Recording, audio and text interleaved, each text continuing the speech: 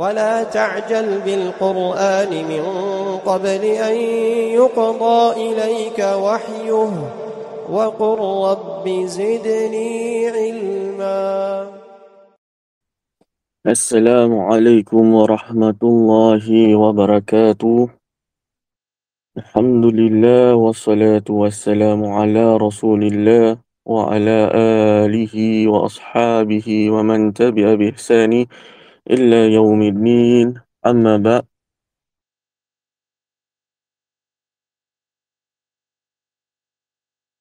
Firstly, let us thank Allah for giving us the greatest opportunity, that is letting us to meet the month of Ramadan, in which this man is being bestowed by Allah subhanahu wa ta'ala with his mercy, his blessing upon his servant.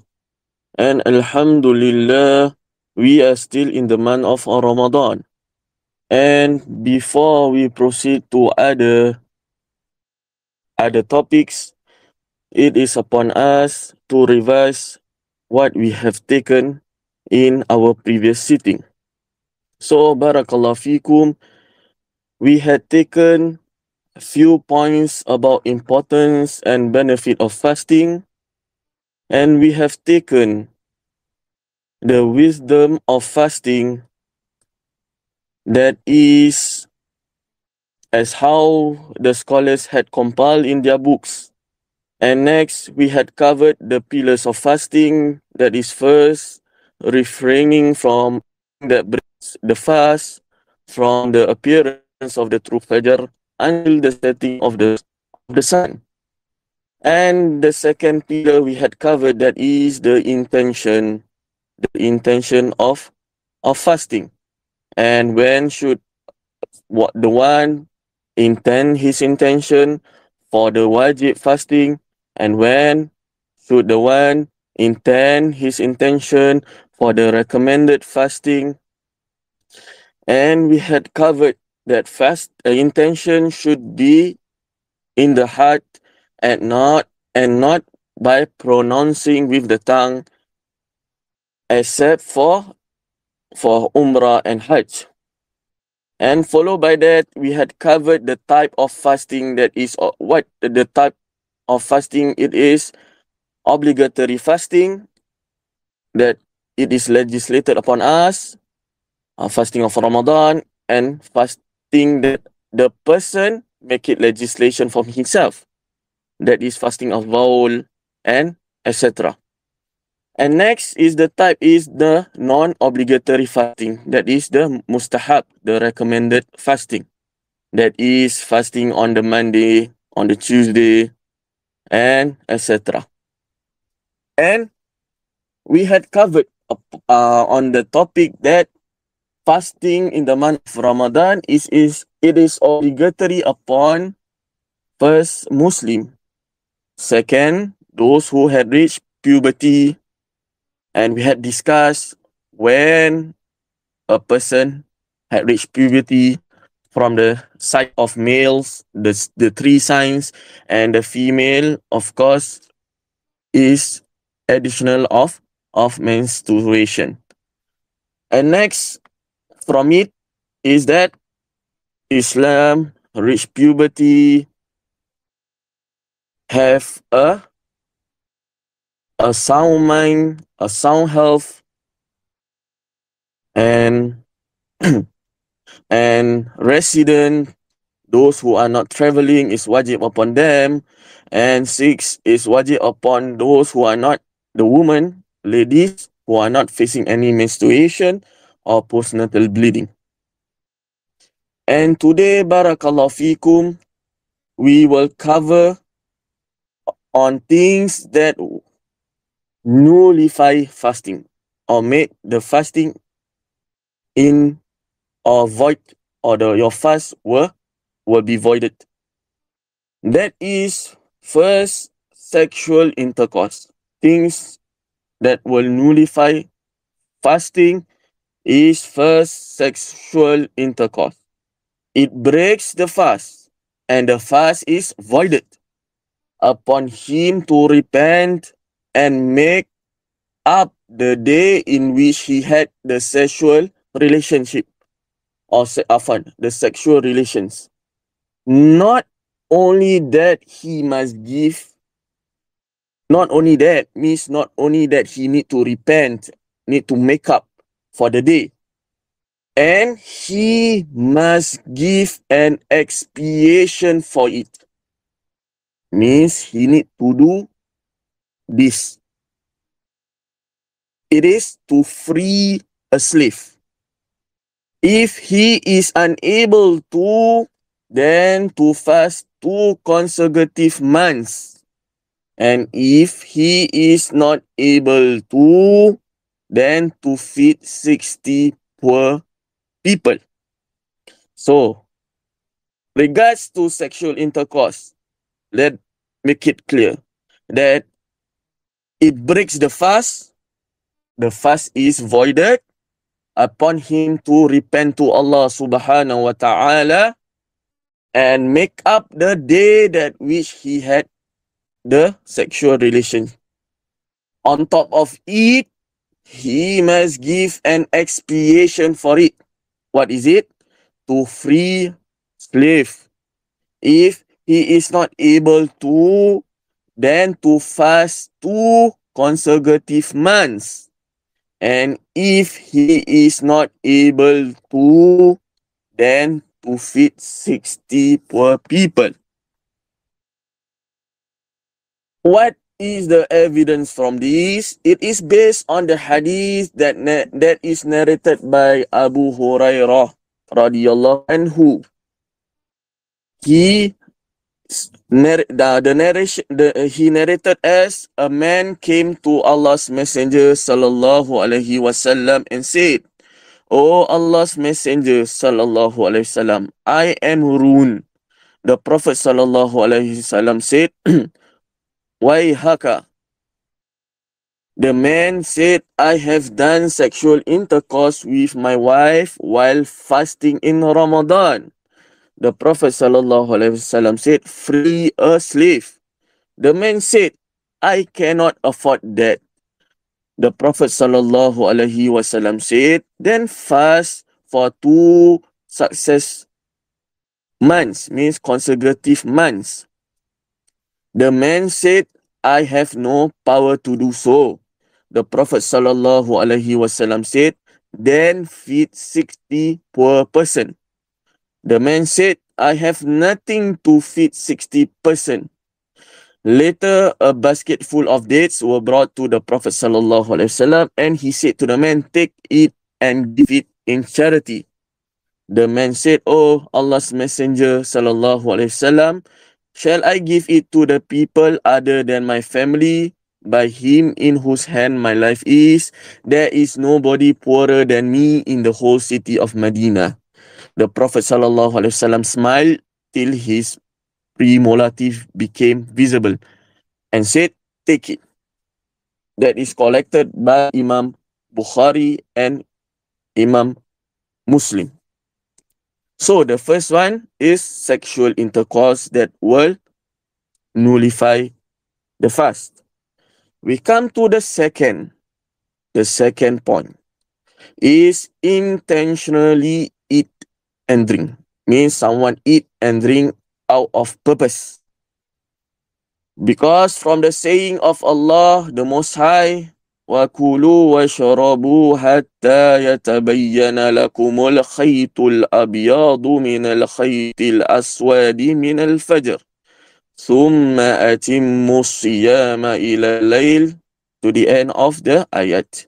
That is translated as, "And eat and drink until the white thread light of dawn appears to you, distinct from the black thread, then complete your fast till the night fall." Therefore, this ayah clearly explain the impermissibility for the person to eat and drink after the appearance of Fajr. So he need to abstain himself from drinking and eating until the night is the time for him to break fast. So indeed, from this ayat, it is not allowed for a person to purposely drink and eat. Then come to a question. How about those who eat and drink forgetfully? Okay, the highlight here is forgetfully. Means without any intention, without any purpose. So the answer is from the hadith of Abu Hurairah reported that the Messenger of Allah sallallahu alaihi wasallam said, "Whoever eats or drinks forgetfully while he is fasting, let him complete his fast, for Allah has fed him and given him drink." That is collected in Al-Bukhari and in Al-Muslim. So this proves that his fasting is still valid. Understand? Barakallahu fikum. This proof that his fasting is still valid upon him to stop eating once he remembers. So, to take note is his fasting is still valid, but upon him to stop once he remembers, or when someone reminded him that he is fasting and he should continue his fasting. So, while he eat without any intention or he forgets, he should stop when he remembers, or when someone reminded him, hey, you are fasting. He should stop immediately and continue with his fasting. And the third point, barakallahu fikum, things that nullify his fasting will be vomiting on purpose. Vomit intentionally. And that is, or it is based on the hadith of Abu Hurairah reported the Messenger of Allah sallallahu alaihi wasallam said, whoever is overcome by vomiting, he does not make up the fast. Whoever vomits deliberately, means intentionally, let him make up the fast. And it is, Al-Tirmizi said, the people of knowledge acted upon the traditional of Abu Hurairah radiyallahu anhu from the Prophet sallallahu alaihi wasallam, that one who is overcome by vomiting does not make up the fast, and one who vomits deliberately, intentionally, makes up the fast. This was said by Sufyan al-Thawri, al-Shafi'i, Ahmad, and Ishaq. And this hadith was declared sahih by our beloved Shaykh Albani rahimullah. So, we have covered so far how many points regards to things that nullify fasting. The first point, sexual intercourse. Second point, barakallahu fikum, intentionally eating and drinking. Third is that vomiting on purpose or vomit intentionally. And comes to the fourth point, that nullify the fast. The fourth point is the presence of the blood of menstruation and postnatal bleeding, as we had discussed in the previous lesson. And this is, of course, barakallahu fikum, is towards our sisters and our mothers, due to the hadith of Aisha radiyallahu anha. When we would have our menses, we were commanded to make up the missed days of fasting, but we were not commanded to make up the prayers collected by Muslim. And we come to the fifth point that nullified fasting. That is apostasy. That apostasy means someone exit from the fold of Islam or exit from the deen of Islam. Based on Allah saying the Most High, وَلَقَدْ أُوحِيَ إِلَيْكَ وَإِلَى الَّذِينَ مِنْ قَبْلِكَ لَئِنْ أَشْرَكْتَ لَيَحْبَطَنَّ عَمَلُكَ وَلَتَكُونَنَّ مِنَ الْخَاسِرِينَ. That is translated as, and indeed it has been revealed to you, O Muhammad sallallahu alaihi wasallam, and it was to those Allah's messengers before you.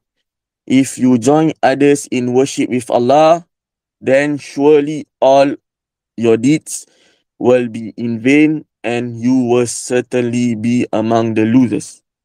So, barakallahu fikum, this is an evidence that if a person falls under apostasy or exit the fold of Islam, his fasting is not accepted or voided. So those are the 5 points, 5 main points that nullify the fast of a fasting person. And again, that is sexual intercourse. Then the second one will be intentionally eat and drink. Third, vomiting on purpose, that is intentionally vomiting. Fourth will be the presence of the blood of menstruation and postnatal bleeding for our mothers and sisters. Then the fifth point is apostasy. And next, barakallahu fikum, we will come to the topic of acts which are recommended or mustahab or recommended during fasting. Acts which are recommended during fasting. Without any questions or doubts, there are many. But these are the few points that I would like to share and discuss with all of you. Barakallahu fikum. From them are taking sahur, that is the pre-dawn meal, as how it is from the hadith of Anas bin Malik radiyallahu anhu. Anas bin Malik radiyallahu anhu qala Nabi sallallahu alaihi wasallam tasahharu fa innahu fi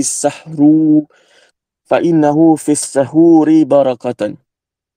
That is narrated by Anas bin Malik. The Prophet sallallahu alaihi wasallam said, take suhoor,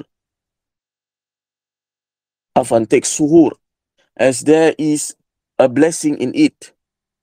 That is collected in Al-Bukhari and in Al-Muslim. And also it is narrated that Abu Sa'id Al-Khudri said, radiyallahu anhu, the Messenger sallallahu alaihi wasallam said, suhoor is a blessed meal. So do not omit it, means do not leave it. Even if one of you only takes a sip of water. For Allah and His angels send blessings on those who eat suhoor. Narrated by Ahmad, classified as Hasan by Shaykh Albani in Sahih Al-Jami. To differentiate between it, we will come to sahur. With fatha means food and drink that is consumed. Sahur is the food and drink that is consumed, the food and drink itself, or the meal, the pre-dawn meal. While suhoor with dhamma, suhoor means the action of consumption of food and drink. So we come to the next point, barakallahu fikum, hukum. The ruling for taking sahur will be what?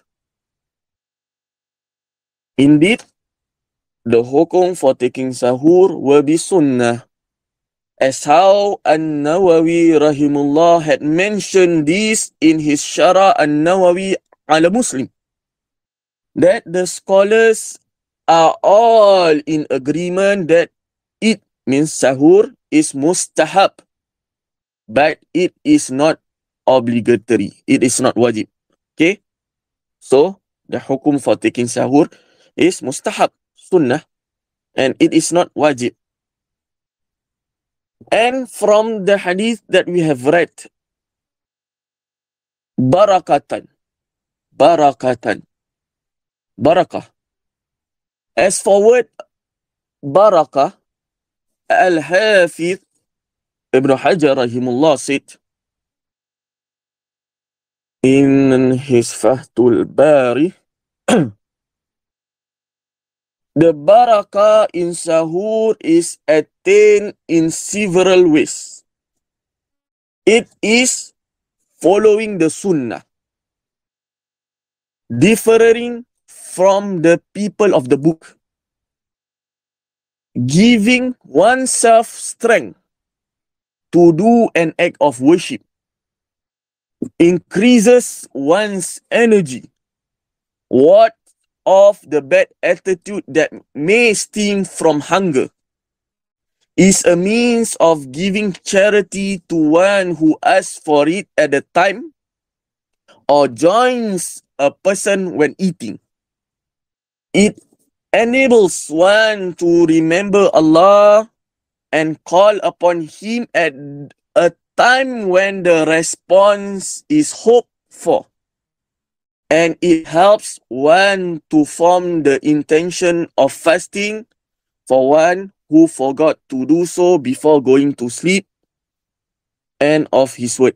So again, Al-Hafiz Ibn Hajar rahimullah said regards to the word barakah. The barakah in sahur is attained in several ways. It is following the sunnah, differing from the people of the book, giving oneself strength to do an act of worship, increases one's energy, what of the bad attitude that may stem from hunger, is a means of giving charity to one who asks for it at the time or joins a person when eating. It enables one to remember Allah and call upon Him at a time when the response is hoped for. And it helps one to form the intention of fasting for one who forget to do so before going to sleep. And next, our beloved Shaykh Saleh Ibn Uthaymin rahimullah said, verily, in sahur there is barakah, blessing. Where is the barakah? All of it is barakah, for it is an act of worship, following the example of the Messenger sallallahu alaihi wasallam, differing from the people of hell, helping oneself to fast and giving one's nafs its right, because it will be followed by a time of self-restraint. So it gets its shares of food and drink so as to gain strength for carrying out an act of worship. And of course, from the Qa al-Bab al-Maftu. And from that, we understood that the blessing of sahur, subhanallah, it is a lot, without any doubts. It gives strength for worship, helps one to obey Allah during the day by praying, reading Quran, remembering Allah. While one who is hungry may become lazy in worship, as he may become lazy in daily work. And eating suhoor is following the sunnah. Eating suhoor is following sunnah. So if the person who eats suhoor has the intention of obeying the commands of our Prophet sallallahu alaihi wasallam, and also it strengthens him in obeying Allah in worship, as how the scholars had said, it makes the fast easier for him. It makes the fast easier for the person who is fasting. And suhur, what of the bad attitude that may be provoked by hunger? And also that from that we understood that the one who eats suhur will be encouraged to fast more, because fasting is less difficult for the one who eats suhur. So he will be encouraged to fast and it will not be difficult for him. And also, barakallahu fikum, the person who eats suhur get up at the end of the night, correct? To consume it. And by that portion of the night, he is able to grab the night in doing what? To remember Allah, make dua, and pray. For that is where prayers are answered. And it is the time where Allah and angels send blessing upon those who eat suhur, as how we have read in the hadith of Abu Sa'id al-Khudri radiyallahu anhu. And we understood that by eating suhur, one differs from the people of the book. And Prophet sallallahu alaihi wasallam said, the difference between our fasting and the fasting of the people of the book is eating suhur.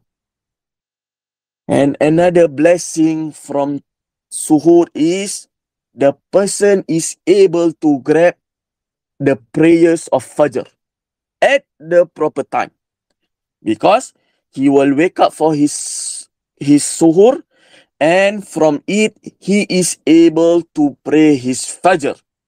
Barakallahu fikum. And that is the explanation what is meant by barakah in suhur. Next, till when? Till when do a person take his sahur? Till when do a person take his suhur? Here, Shaykh Ibn Baz rahimullah was asked about making the time for stopping eating and drinking approximately 15 minutes before Fajr. He replied, I do not know of any basis for this. Rather, what is indicated by the Quran and the Sunnah is that we should stop eating and drinking when dawn comes, because Allah says, وَكُلُوا وَشَرَبُوا حَتَّى يَتَبَيَّنَ لَكُمُ الْخَيْطُ الْأَبْيَضُ مِنَ الْخَيْطِ الْأَسْوَدِ مِنَ الْفَجْرِ ثُمَّ أَتِمُّوا الصِّيَامَ إِلَى اللَّيْلِ. And eat and drink until the white thread of dawn appears to you distinct from the black thread. Then complete your fast till the nightfall. And the Prophet sallallahu alaihi wasallam that is said, dawn is of two types. A dawn when it becomes haram to eat and permissible to pray, and a dawn when you should not pray and it is permissible to eat. Narrated by Ibn Khuzaymah and Al-Hakim, who class it as Sahih. And the Prophet sallallahu alaihi wasallam said, Bilal calls the azan at night, so eat and drink until Ibn Maktoum gives the call to prayer. It is collected in Majmu' Fatawa Ibn Baz. And to add on regarding about sahur, the best of food, what can a person consume?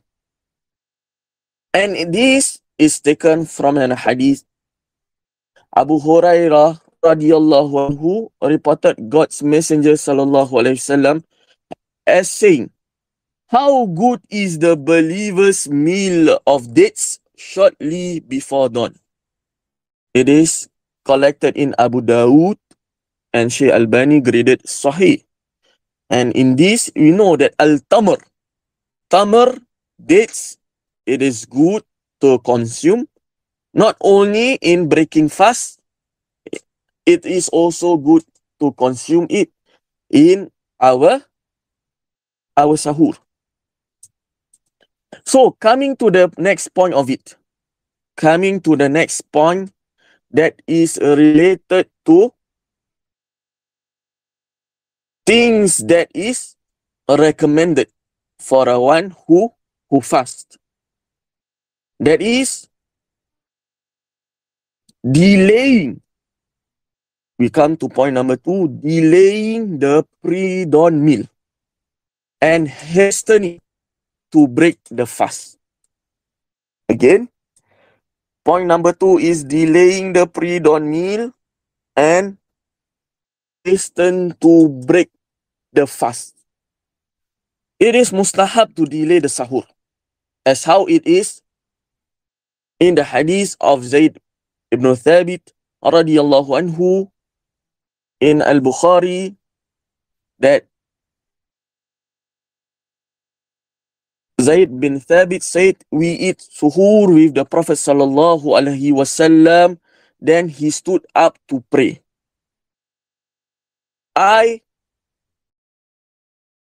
Again, afwan, as that is in Al-Bukhari, narrated from Anas radiyallahu anhu, that Zayd bin Thabit radiyallahu anhu said, we ate suhoor with the Prophet sallallahu alaihi wasallam.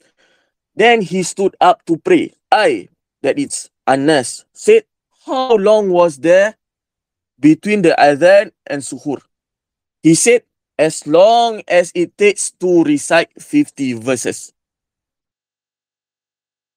And Abu Dharr reported that Rasulullah sallallahu alaihi wasallam said, my ummah will continue to be upon good for as long as they hasten to break the fast and delay the pre-dawn meal. Collected in Musnad Ahmad, that is graded as Sahih by our Shaykh Albani rahimullah. So, point 2 that is recommended for a person in fasting is delaying the pre-dawn meal and hastening to break the fast. And the next point, barakallahu fikum, is breaking the fast with fresh dates.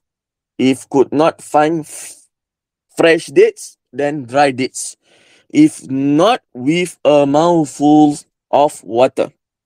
And based on the hadith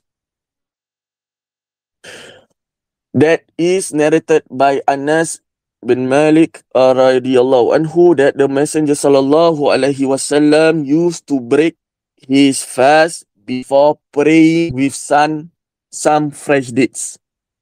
But if there were no fresh dates, he had a few dry dates.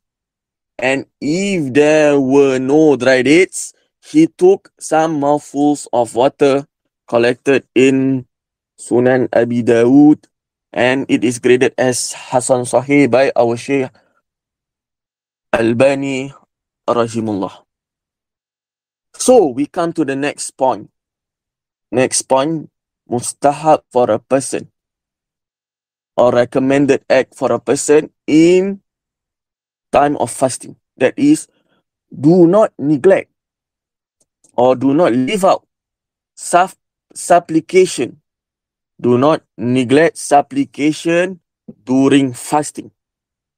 Do not neglect supplication during fasting, based on the hadith that Abu Hurairah narrated, that the Messenger of Allah sallallahu alaihi wasallam said, there are 3 whose supplication is not rejected. The fasting person when he breaks his fast, the just leader, and the supplication of the oppressed person. Allah raises it up above the clouds and opens the gates of heaven to it. And the Lord says, by my might, I shall surely aid you, even if it should be after a while. And barakallahu fikum, the highlight here is the supplication is not rejected by Allah subhanahu wa ta'ala. One of it is the fasting person when he breaks his fast. And we come to the next point, that is a recommended act, that is a recommended for a fasting person, is that strive strive performing the night prayers, Tarawih, exclusively in month of Ramadan. And Tarawih is exclusively in the month of Ramadan, strive to do so. Due to the generality of the hadith, that is Abu Hurairah radhiyallahu anhu reported, the Messenger sallallahu alaihi wasallam encouraged standing for the night prayer in the month of Ramadan without imposing it on them. The Prophet sallallahu alaihi wasallam would say, "Man qama Ramadana imanan wa ihtisaban, ghufira lahu ma taqaddama min dhanbih." Whoever stands in prayer during Ramadan due to faith and seeking reward, his previous sins will be forgiven. Collected in Sahih al-Bukhari. And another point X that is recommended for a person who is fasting in the month of Ramadan is performing Umrah. It is performing Umrah based on the hadith from Ibn Abbas radhiyallahu anhum reported that the Messenger sallallahu alaihi wasallam said, the performance of Umrah during Ramadan is equal to Hajj, or said equal to the performance of Hajj with me, that is collected in Al-Bukhari and Muslim. And another point that is related to the X, which is recommended for a fasting person in Ramadan, is regarding to the statement, I am fasting. Regarding to the statement, inni sha'imun, I am fasting, to someone who insults him. Based on the hadith narrated by Abu Hurairah, Allah's Messenger sallallahu alaihi wasallam said, fasting is a shield. So the person observing fasting should avoid sexual relation with his wife and should not behave foolishly and impudently. And if somebody fights with him or abuses him, he should tell him twice, I am fasting. The Prophet sallallahu alaihi wasallam added, by him in whose hands my soul is, the smell coming out from the mouth of a fasting person is better in the sight of Allah than the smell of musk. Allah says about the fasting person, he has left his food, drink, and desire for my sake. The fast is for me, so I will reward the fasting person for it, and the reward of good deeds is multiplied 10 times, collected in Sahih al-Bukhari. So, Barakallahu Fikum, we had touched points regarding what? To acts that are recommended for the fasting person, and without any doubts, there are a lot. And Alhamdulillah, we managed to discuss the points that is being mentioned to all of you, Barakallahu Fikum, regards to it. And next, we will touch on acts which are disliked when fasting. Acts which are disliked when fasting. And from it, Barakallahu Fikum, first is exaggerating or exaggeration, vigorously washing the mouth and nose. Because it is from the hadith of Laqid bin Sarah that Allah's Messenger sallallahu alaihi wasallam said, perform a perfect wudu, run your fingers through the fingers of the hands and the toes, and if not fasting, sniff water up well inside the nose. This is reported by Al-Arba'ah, and Ibn Ghuzaymah graded it as Sahih. So, Barakallahu Fikum, for a fasting person, it is disliked for him to exaggerate in washing the nose and the mouth. And next is kissing. Kissing by the one whose lust aroused by the action and unable to control it.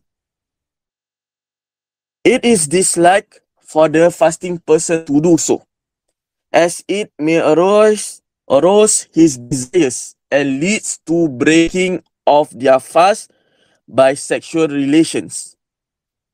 As how Shaykh Salih ibn Uthaymin rahimullah said, kissing with regard to one who is fasting is divided into two categories. Again, she said, kissing with regard to one who is fasting is divided into two categories. That which is permissible and that which is prohibited. That which is prohibited is if he cannot be sure that he will not render his fast invalid. That which is permissible is of two types. Where kissing will not provoke desire at all. Where another types is where kissing may provoke desire, but he is confident that his fast will not be rendered invalid. As for actions other than kissing may lead to intercourse, such as embracing and the like, they come under the same ruling as kissing, and there is no differentiation. Or she said there's no difference in it. In his Ashara al-Mumti. And the next point of acts that is disliked, it is tasting of food when there is no necessity in doing so. Again, tasting of food when there is no necessity in doing so.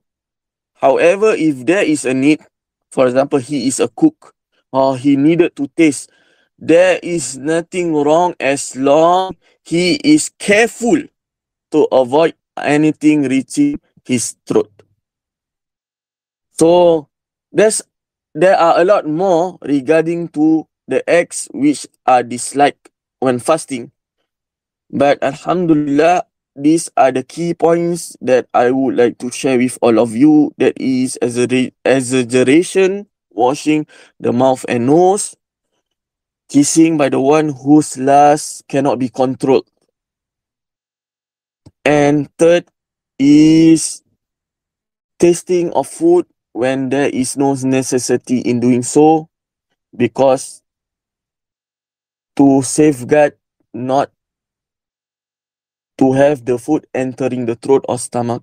If there is need to do so, there is nothing wrong as long as he is careful in doing so. And Barakallahu Fikum, these are the points that it is made easy for me to share with all of you. Alhamdulillah, if there is any deficiency or any less from it, may Allah forgive me. And I think we can proceed to the questions and answer. Let me see.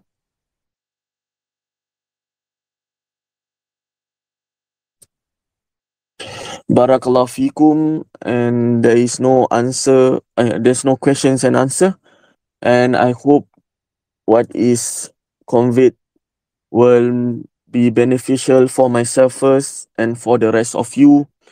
And we will stop here so the rest of you can prepare for iftar. And with this, we end this session with wasallallahu ala Muhammad wa ala ali Muhammad. Jazakumullah khairan wa barakallahu fikum. Assalamualaikum warahmatullahi wabarakatuh.